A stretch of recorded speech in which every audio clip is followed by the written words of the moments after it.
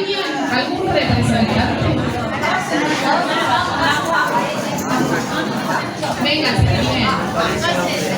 Bueno, arrancamos. Es importante que nos escuchemos, porque recuerden que estos van a ser los códigos que van a guiar nuestra participación durante todo el taller de hoy, porque viene la Biblia. Así que es importante que nos escuchemos. Como que es el código madre, escuchar.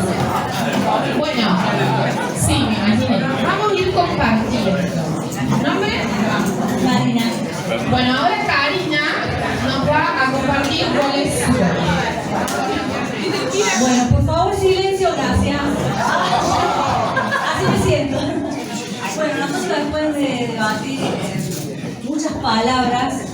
muchas de las palabras que hemos encontrado una similitud, que era a través de la escucha, de la participación, y bueno, hemos llegado a dos palabras importantes: consenso y diversidad. Armamos una frase que es alcanzar el consenso a partir de la diversidad.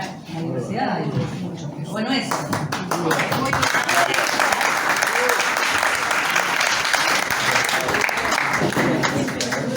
Bien, ¿quién sigue? ¿Quién quiere seguir? ¿Nombre? Natalia. Bueno, una de las frases que elegimos fue voluntad política para concretar las decisiones populares, respetándolas. Me pareció muy importante para que no queden papeles. Y la segunda, abordar un lenguaje accesible a la comunidad, sobre todo cuando se trabajan temas técnicos, para que realmente haya una participación amplia en todos los sectores.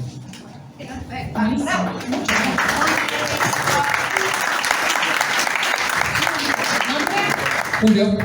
Bueno, ahora Julio nos va a compartir.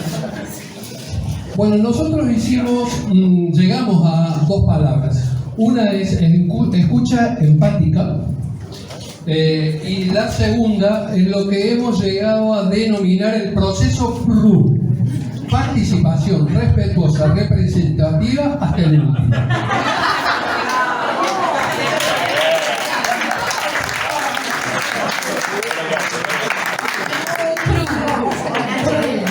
Así es, eso sí. Muy bien. Acá atrás está todo el proceso para que sepamos qué es PRU. Cada grupo presentó, como fue descrito acá, una propuesta, y eso fue generando síntesis de distintos conceptos, hasta que se llegó efectivamente a esto: participación respetuosa, representativa hasta el último. PRU.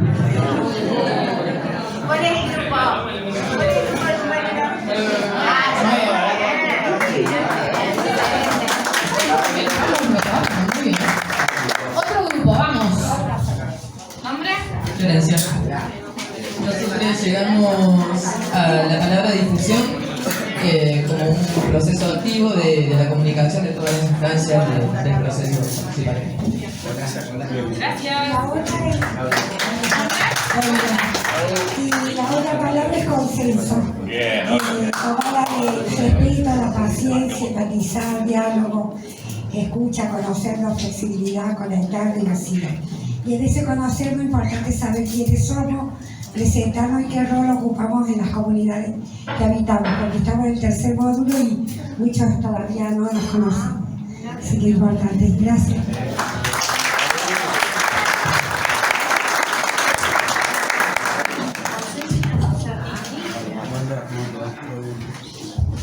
Hola, Malvi.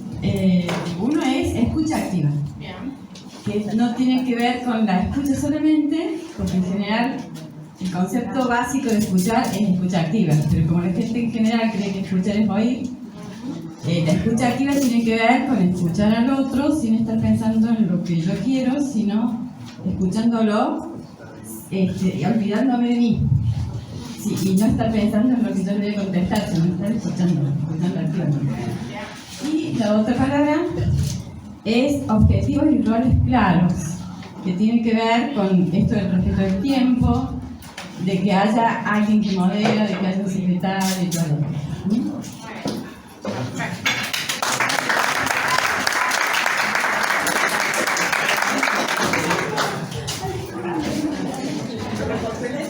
Acá tenemos a Laurita que representa ella misma nuestro proceso de síntesis.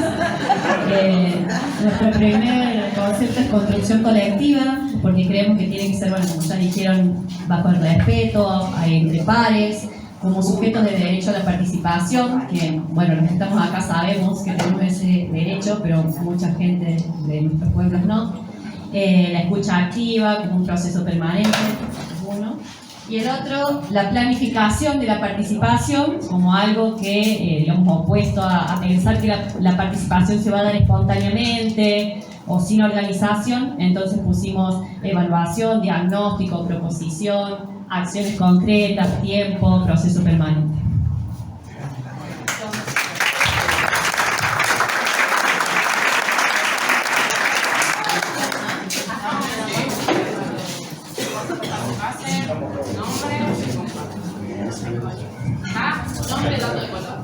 Bueno, Marianela, pusimos importancia de la gestión de la comunicación, democratización de la información.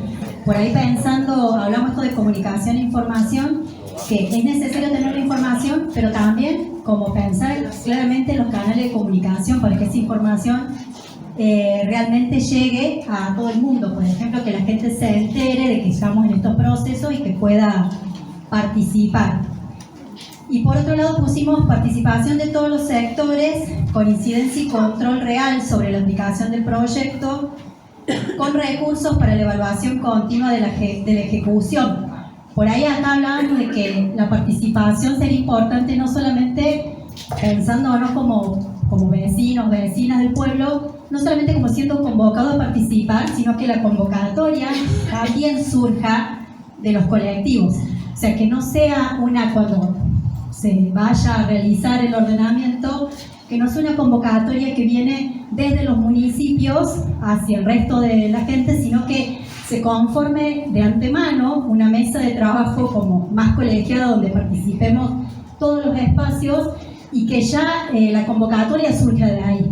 Porque decíamos, poniendo por ahí con esto que vos nos decías de poner ejemplos, muchas veces cuando las convocatorias son desde el aparato del Estado, la participación se torna un poco un simulacro. Nos hacen creer, digamos, que estamos participando, pero en definitiva no hay como mucho control sobre si realmente esa participación es genuina, si se tiene en cuenta lo que estamos planteando o no. Entonces, bueno, nos parecía eso también como importante.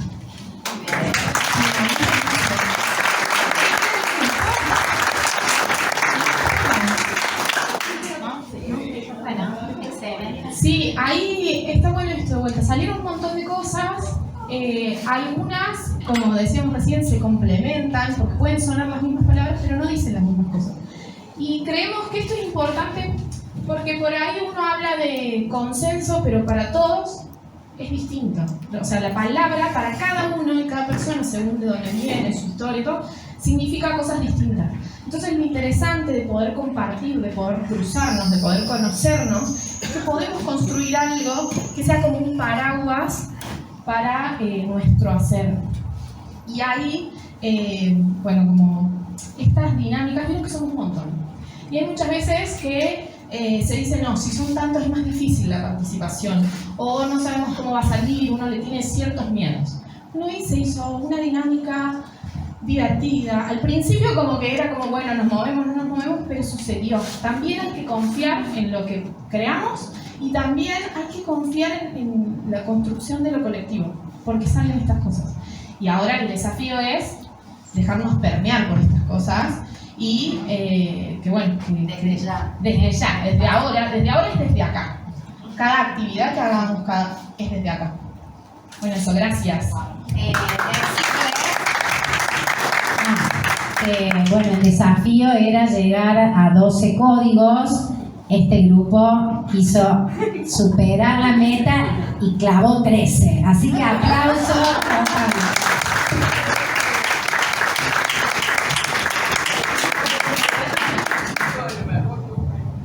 Deseamos entonces que los pueda acompañar este marco de códigos a todo el proceso. Así que es el aporte que hace este colectivo en este momento a la diplomatura. Esa es un poco la idea.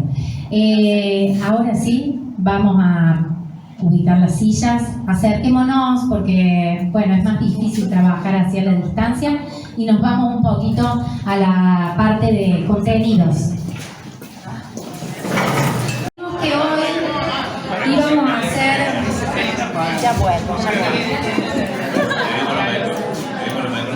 Dijimos que hoy íbamos a hacer una introducción más conceptual, con algunas nociones teóricas que sustentan estos modos participados de planificación territorial.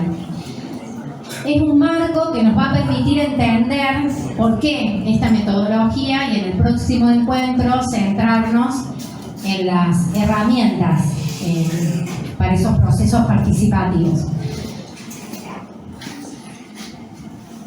Hay tres pilares centrales que sustentan un proceso de planificación y ordenamiento territorial de carácter participativo. Acá vamos a entrar a poner en juego algunas nociones más de la sociología, de la ciencia política, para comprender el sentido de lo participativo en estos procesos. Una de esas nociones proviene de lo que es la planificación y el enfoque, un determinado enfoque de la planificación. Yo sé que debería ponerme acá, pero es muy difícil. Porque estamos a imposible. Un determinado enfoque de la planificación, un determinado enfoque de la relación entre el Estado y la sociedad civil y una concepción del territorio, ¿no? Que acá simplemente decir, porque esto lo han venido trabajando mucho, la comprensión del territorio como relaciones sociales de poder, relaciones sociales de poder espacializadas, es decir, un reflejo de las relaciones de poder que atraviesan y configuran las relaciones sociales. Eso se expresa en el territorio y así es que comprendemos el territorio. Por eso hablamos de territorialidades en disputa, ¿no? Porque hay diferentes lógicas guiadas por diferentes intereses que pugnan por hegemonizar un modo de habitar. Pero nos vamos a centrar en los dos otros pilares, el del enfoque de la planificación estratégica y el enfoque referido al Estado y a la sociedad civil. Vamos con lo primero, con la planificación y gestión estratégica. Bueno, primero decir que lo entendemos así, como la activación de un proceso sociopolítico y técnico, ¿no? Es decir, hay una dimensión política, social y hay una dimensión técnica, ¿no? Pero no puede estar escindida de la dimensión política. De construcción, apropiación de conocimientos, de construcción de consensos.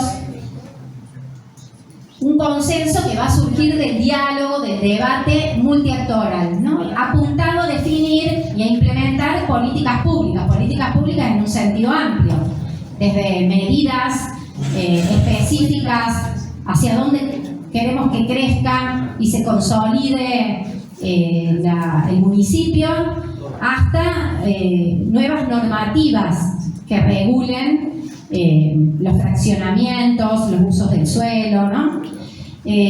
Todas medidas de política pública. Pero con un sentido, ¿sí? Por eso aparece el componente político, ¿no? La planificación estratégica no es que es neutral. Lo que plantea desde este enfoque que desarrollamos nosotros, ¿no? Con el que vamos a desarrollar este encuentro y con el que trabajamos los procesos de planificación territorial o de construcción social del hábitat.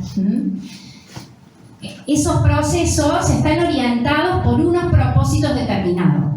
Hay una direccionalidad que tiene que quedar clara, que es esta, ¿no? De consolidar unas territorialidades que favorezcan el derecho a habitar en territorios sostenibles, equitativos, con igualdad de oportunidades en el acceso y disfrute del hábitat en un sentido integral. Vamos a ver estos elementos. Este concepto solamente es para que aparezcan todos los elementos, los tengamos ahí presentes. Este este concepto siempre decimos es una artesanía que se fue creando en el equipo a partir de algunas lecturas teóricas, pero también a partir de las prácticas, ¿no? Entonces es un concepto que trabajamos propio, que lo ha venido acuñando Marcela Rodríguez, que tiene trabajo en este tema desde hace más de 30 años. Vamos a los componentes, pasamos a la siguiente. La anterior. Bueno, este enfoque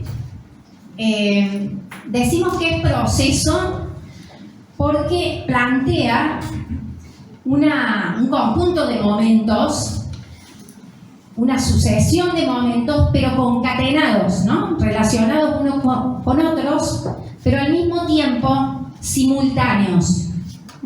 Estos dos aspectos.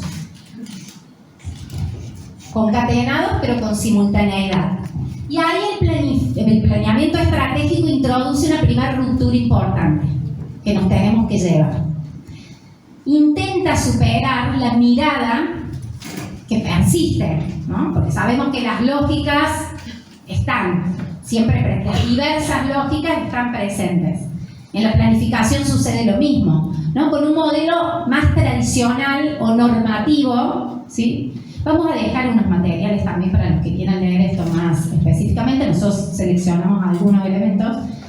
Este enfoque plantea una ruptura con ese modelo más tradicional que se asocia con etapas.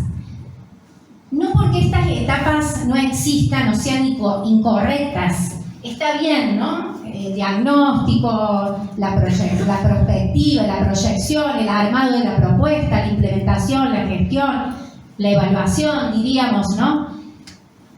El punto es no entender esto como etapas cerradas, ¿no? Inicio el diagnóstico, 6 meses, elaboro el plan, y ahí termina el proceso, depositando la propuesta para que el gobierno local, las organizaciones capaz participaron en un grupo focal, en una entrevista, y ahí está. Y hasta ahí llegó, ¿no? Bueno, este enfoque pretende romper este esquema, ¿no? Y plantear como un proceso que va a tener unos momentos, pero que se van a dar simultáneamente. Más que diagnóstico, la propuesta de este enfoque plantea lo que es el análisis situacional. ¿Qué significa? No es que nuestro propósito en el conocimiento del territorio es solo entender, reconocer los problemas, identificar los actores, ¿no? Algo que decimos, las capacidades, los recursos. Sí es tener una perspectiva más amplia, identificar el contexto que atraviesa a ese territorio local, ¿no? Por eso decimos un análisis situacional, que por tanto tiene que ser actualizado permanentemente. Imaginemos cambios de gestiones, imaginemos cambios de gestiones en los gobiernos provinciales, nacionales, ¿no? Esa lectura es necesaria de hacer en el momento diagnóstico. No es solo recopilar datos, estadísticas que den cuenta de las problemáticas, de su magnitud, de su persistencia, sino poder explicarlo desde el análisis más contextual. Eso significa que el momento de análisis situacional no termina al inicio del proceso, se va a mantener y tenemos que tener la perspectiva de que lo tenemos que actualizar. Y esa actualización va a surgir de los propios espacios de producción colectiva, ¿no? Esos espacios multiactorales que queremos promover tienen que servir para ir actualizando esas lecturas del escenario, ¿no? Porque los actores no solo aportan sobre los problemas, sino también tienen una mirada de las condiciones del escenario. Entonces hay que incorporar esas lecturas permanentemente. Pero decimos también que ese análisis situacional puede que en un momento tenga componentes de diseño. Fíjense, en San Marcos Sierras se inició el proceso con la expectativa de llevar adelante una planificación multiactoral para ordenamiento del territorio se inició la convocatoria. Se empezó primero consultando sobre la obra de gas, la opinión de la ciudadanía acerca de la obra de gas, como un acercamiento, y después se amplió la convocatoria para empezar a armar una agenda de temas de interés para abordar en la planificación territorial. Y se suscitó la emergencia hídrica, la gravedad del problema del agua. Estábamos en 2008. Fue necesario cambiar, virar en la mirada, y rápidamente, en el momento del diagnóstico, salió la primera ordenanza que declaraba la emergencia hídrica. Decisión, elaboración de ordenanza. Decisión, acción. Y estábamos en el primer momento, en el análisis situacional. Y esto es muy importante de tenerlo presente. Recordaba también, lo escuchaba a Federico cuando hizo la apertura de la diplomatura, y contaba, el año pasado planificamos la diplomatura con unas características. ¿Y qué nos pasó? Nos pasó la vida de una manera abrumadora con los incendios. Tenemos que girar y plantearse otros objetivos y centrarlo en otros propósitos y producir unos resultados que fueran relevantes para ese momento de lo que estaba sucediendo. Bueno, esto es el proceso de planificación, ¿no? El poder dar lugar a esos emergentes que se vuelven significativos y que es necesario atender para sostener la participación. Si no abordamos lo que es relevante, quedamos desconectados y muy posiblemente ese resultado después no lo tome nadie, ¿no? Eso como una cuestión en este salto del enfoque. Digo, esto es parte, pero con una mirada más circular, completada con esta idea de que en forma permanente lo que hacemos es producir conocimiento, tomar decisiones y actuar, ¿sí? A lo largo de este proceso se tiene que dar esta circularidad. Algunas características de esto, seguimos con la otra luz. Este mismo enfoque, las otras ideas principales que queremos como compartir, es que hay un momento fuerte de producción de conocimiento, ¿no? Decimos que no es que termina al inicio, ¿no? Tiene un momento donde el resultado es el diagnóstico, pero sí hay un momento fuerte de conocimiento, de generar ese conocimiento. La particularidad de este enfoque, lo que introduce, es que ese conocimiento tiene que ser para la acción. Acá no es generar investigaciones, y ahí voy a hacer una tirada de orejas y autocrítica para las propias academias, ¿no? Nosotros decimos que hay que estar atentos y vigilar el extractivismo académico, ¿no? Tenemos experiencias, investigaciones, vienen de la facultad, pasen las facultades sociales, no hablo de, ¿no? Lo vivimos nosotros, desde prácticas de estudiantes, desde investigaciones de docentes, que vamos y estudiamos, y hay territorios sobreestudiados. No sé, ¿digo algo raro? No. Bueno, ¿no? Digo, porque hay que poner todo sobre la mesa, ¿no? Entonces, y hacernos cargos de estas cuestiones. No todas las investigaciones tienen este sentido, pero estemos atentos, porque esa construcción de conocimiento tiene que ser para la acción. Nuestras investigaciones tienen que volver a los territorios, producirse colectivamente y ser devueltos por mecanismos, como por ahí decían, adecuados y comprensibles, porque tampoco me sirve de mucho leer un documento de 100 páginas en un lenguaje absolutamente técnico. Y te agregaría los tiempos, porque a veces pasa que las investigaciones son muy importantes para nosotros, pero nosotros, cuando estamos en gestión, yo estuve en la academia y cuando estamos en gestión, los tiempos son distintos. Una entrevista a pobladores no me sirve dentro de 2 años, me sirve hoy, el resultado lo tengo que tener hoy de esa entrevista. Totalmente, o sea, siempre nos planteamos, hasta lo digo más desde a veces las prácticas académicas, bueno, la universidad tiene unos tiempos, ¿no? Pero si el desafío de la universidad es la vinculación con la sociedad, si hay una línea de trabajo extensionista, pues desarrollémosla con conciencia y compromiso. El tiempo te lo pauta el territorio, es decir, no hay manera. Y tiene que ver con esa concepción anterior de la flexibilidad. Yo no la nombré recién, pero el planeamiento estratégico plantea un pensar y actuar flexible.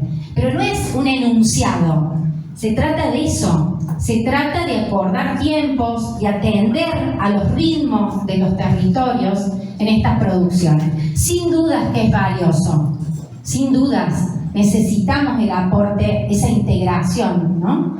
Pero tenemos que andar un camino todavía largo para que esto resulte mejor, ¿no? Así que cada uno asumir, lo digo en autocrítica también. Otro aspecto de la producción de conocimiento es que el conocimiento sea crítico. La producción del conocimiento crítico, ¿con qué les parece que tiene que ver? Así me charlan un poco y me doy cuenta si no están dormidos. Por allá atrás. ¿Qué será el conocimiento crítico?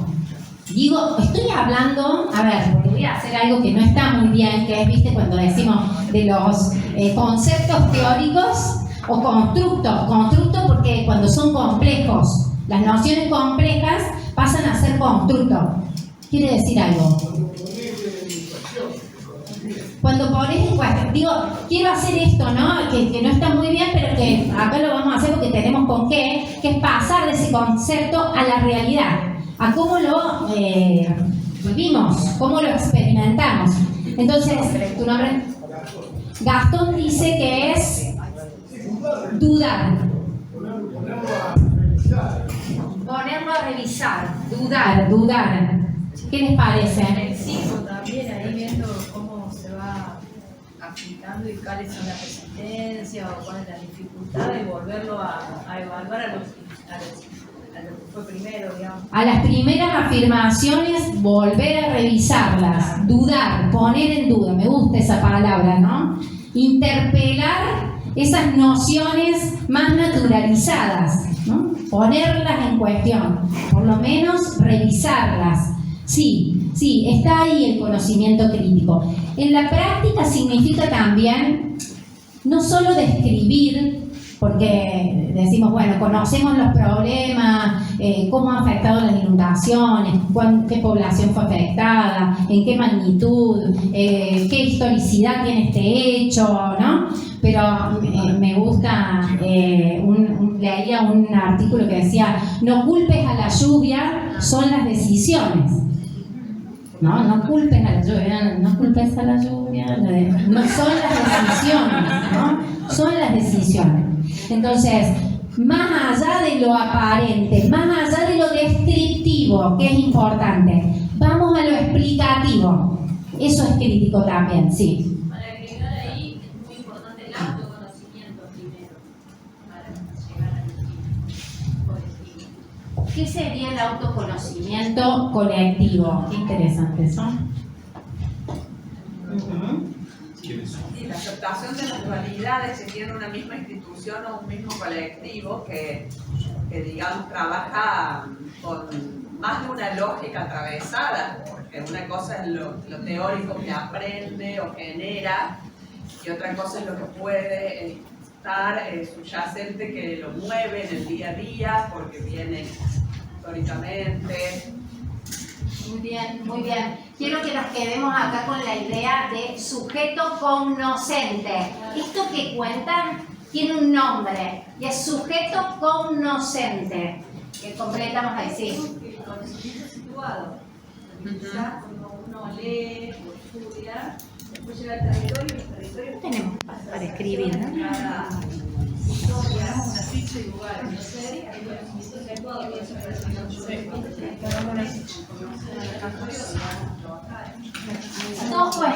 Dos cuestiones yo identifico ahí. Por un lado, que lo teníamos en la diapositiva anterior que decía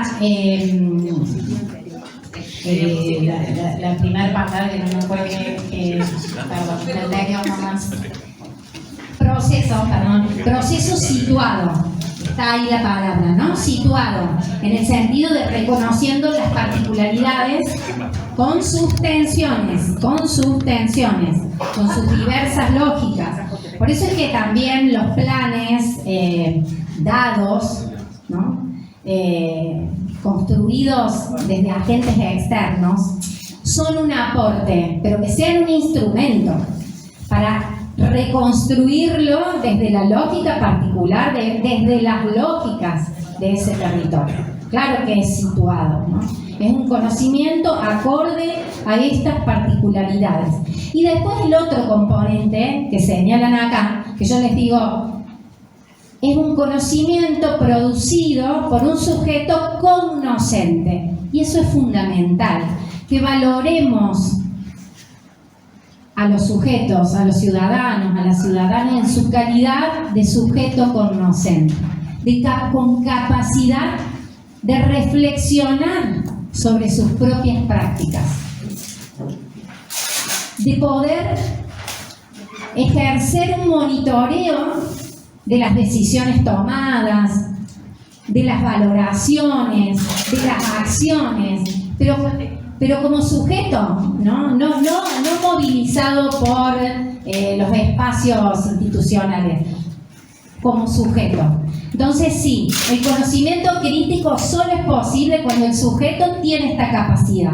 Partimos de la base que sí la tiene, ¿no? Habrá que desarrollarla, me gustó por ahí, mencionaban también, habrá que promoverla, ponerla en acto, ¿no? Porque no todos los actores, mencionaron al principio con estos códigos de la participación, no todos los actores tienen el mismo poder de comunicar su posición. Eso lo sabemos, a veces no lo queremos ver y pensamos que si están todos y todas sentados es suficiente. Error. Y tenemos un rol ahí, ¿no? Sigo en este enfoque, ¿no? Porque ese sujeto cognoscente es un supuesto, pero tiene que ser promovido para que esa acción reflexiva y crítica sea puesta en acto. Sí, el compañero. Sí, me parece que también, como algo adicional a la idea del conocimiento crítico, es interesante porque me parece que es que pone en crisis el debate, en discusión de verdades absolutas o modelos establecidos o lo que viene precisamente, como decía en parte, digamos, de la introducción, aquello que resulta como establecido o digitado desde algún otro lugar y que muchas veces no tiene nada que ver con la situación local. Entonces me parece que la idea del conocimiento crítico es que va a poner en tela de discusión esas verdades que aparecen como absolutas impuestas desde otro lado. Sí, coincido, ¿no? Uno de los ejes en la producción de conocimiento también, vieron cuando decía, ahí pasamos después a la otra, a la que estábamos recién.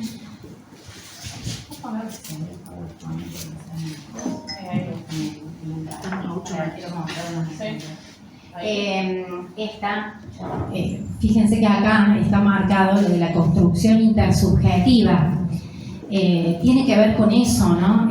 La planificación, este enfoque de la planificación con respecto a la producción del conocimiento. Acá no hay verdades absolutas, ¿no? En todo caso, hay acuerdos respecto de la interpretación de unos hechos, acuerdos construidos colectivamente, ¿no?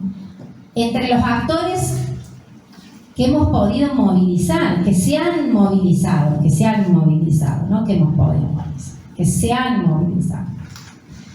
Esa construcción de enfoques, de miradas, de percepciones, es nuestro conocimiento a ese momento provisorio, no acabado. Y hasta ahí, de verdad, muy lejos. ¿no? Es otro principio, ya este es epistemológico, ¿no? De las formas de conocer. Bien. ¿Querés ver algo de San Marcos? Vamos, están despiertos. Más. Tírense un hola. Bien. Va. ¿Querés ver algo de San Marcos? Bien, ahí vamos a llegar con esto. Quiero contar algo de San Marcos. Acá es en realidad por aproximaciones sucesivas. Bueno, ya haremos un ajuste cuando subamos. Es por aproximaciones. Bien, lo de aproximaciones sucesivas, esto saben para qué es también, para liberarnos un poco de tensiones, porque a veces también sentimos que hasta que no lo conocemos todo, no podemos tomar decisiones.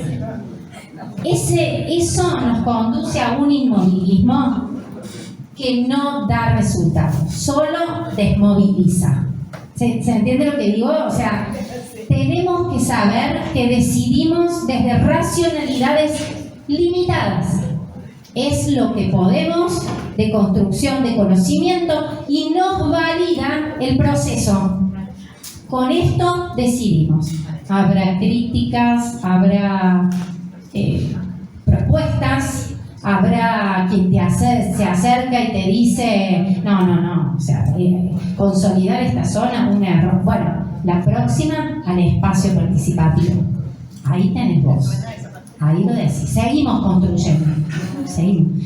De hecho, ustedes van a ver las ordenanzas, la primera ordenanza de San Marcos Sierras va a tener modificaciones. Y sí, se fue rectificando. Entonces, tranquilidad, ¿no? También tranquilidad. Saber que decidimos con lo que tenemos a ese momento, validado por el proceso, por lo que hemos podido construir participativamente. Algo más de esto es que tengamos presente que esas construcciones de conocimiento son respecto de todos los componentes del proceso. ¿Qué quiero decir con esto? Todos sabemos que vamos a consultar, que la ciudadanía tiene información, tiene percepciones, opiniones acerca de los problemas de los territorios, de lo que pasa en su comunidad, de lo que pasa en la cuenca, de lo que pasa también de los recursos con los que cuenta.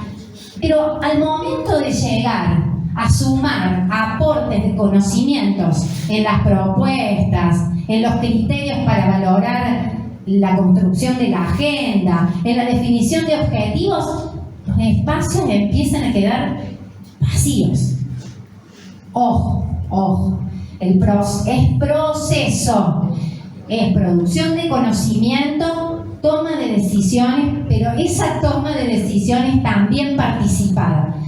Consultar propuestas, confiar, como Luciana dijo algo que a mí me gustó mucho, cuando estábamos pensando en la técnica, esta de la apertura, la Luciana me dijo, hay que confiar en lo colectivo. Sí, yo dije, eso es.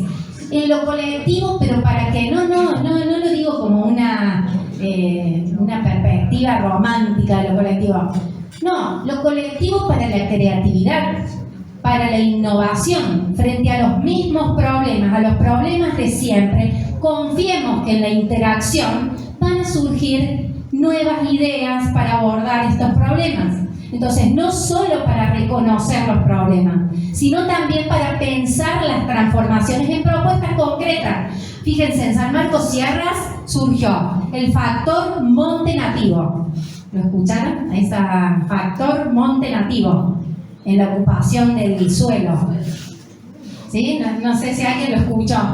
Bueno, en los fraccionamientos cada lote debe reservar una porción para conservar monte nativo. Y está en la ordenanza. Creatividad total, me pareció, ¿no?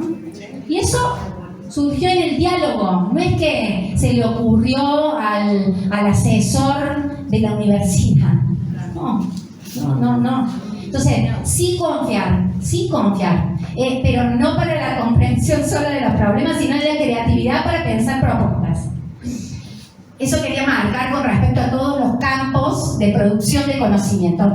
Y en cuanto al abordaje de la complejidad, bueno, todos los enfoques más estratégicos que traemos, digamos, en esta mirada, parten de la complejidad de la realidad. Esto es casi redundancia, ¿no? Porque decirlo, digo, porque lo vivimos cotidianamente. La complejidad que presentan los problemas. Entonces, ¿a qué nos lleva eso? Vamos a la práctica.